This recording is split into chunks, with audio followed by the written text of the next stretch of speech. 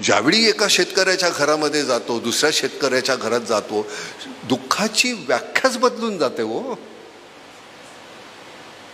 मला माहितीच नव्हतं हे दुःख. नटसम्राट आज जर मला करायला सांगितलं तर मी वेगळ्या पद्धतीनं करेन. माझं नटसम्राटाचं दुःख जे आहे ते 4 भिंतीमधलं आहे, गोंजारलेलं दुःख आहे. आम्ही आमचं सगळंच आयुष्यच आभाळाखाली ठेवलेलं आहे. आमच्या पिकाला तिजोरी नसते हो.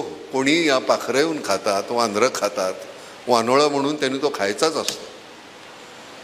उरलेलं आम्ही खातो, पण त्याचा जो एक रास्त भाव आहे तो द्या ना. याच्या पलीकडे आम्ही काय मागितलं. आई आमची सांगायची 16 रुपये सोनं होतं तोळा, आज 50,000. मला माहिती नाही भाव काय आहे. मला सोन्यासारखी माणसं मिळाली, मी सोन्याकडे पाहत नाही, त्यामुळे त्या माणसांची किंमत मला कळत नाही. पण सोन्याचा भाव इथून इतका झाला, आमच्या तांदळाचा भाव, गव्हाचा भाव काय पटीत वाढलाय तुम्हाला माहिती आहे.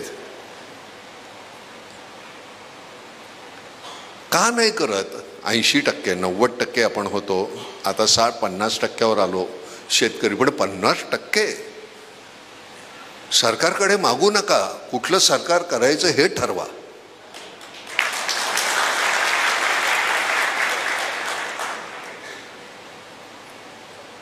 मला राजकारणामध्ये जाता येत नाही, कारण मला आतमध्ये पोटात आहे तेच ओठात येतं. दुसऱ्या दिवशी मला काढतील त्या पक्षातून.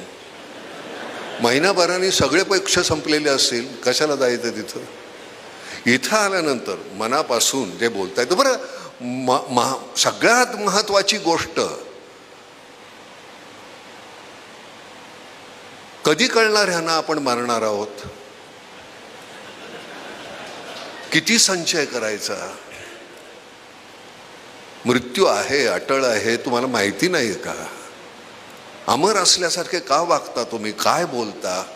कुठले आदर्श ठेवता आमच्या नवीन पिढीसमोर? तुम्ही काय चाललेलं आहे?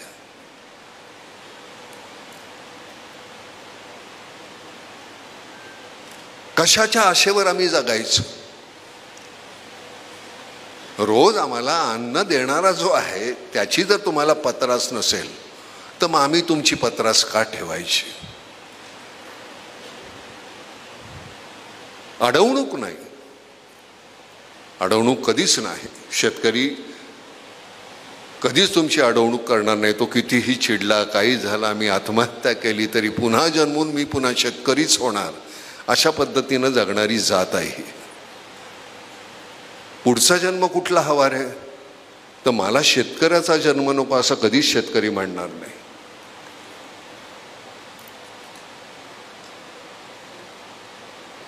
जनावरांची भाषा आम्ही जाणतो, तुम्हाला आमची भाषा कळत नाही का? आणि हे कधी संपणार आहे? वर्षोनवर्ष कसले स्वतंत्र झालो आम्ही, एका गुलामीतून दुसऱ्या गुलामीमध्ये, अजून काय? आणि मग त्याला वाचा फोडण्यासाठी हे फार गरजेचं आहे. ते लिहा, ते यायला पाहिजे.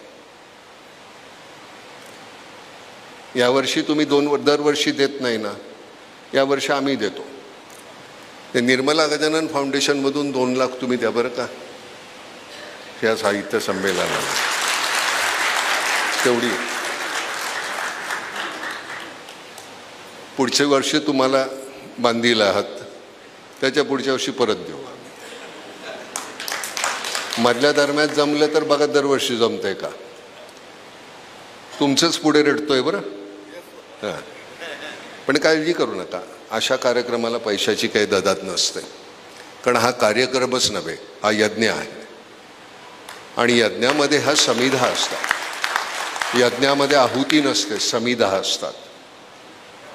आणि त्या समिधा देण्यासाठी फार कमाल. समिधा बाबांच्या ताईंचं पुस्तक आहे समिधा म्हणून, अप्रतिम पुस्तक आहे. माझ्या नशिबानं काय झालं, माझ्या कळत्या नकळत्या वयापासून, आता मला कधी कळायला लागलं देव जाणे,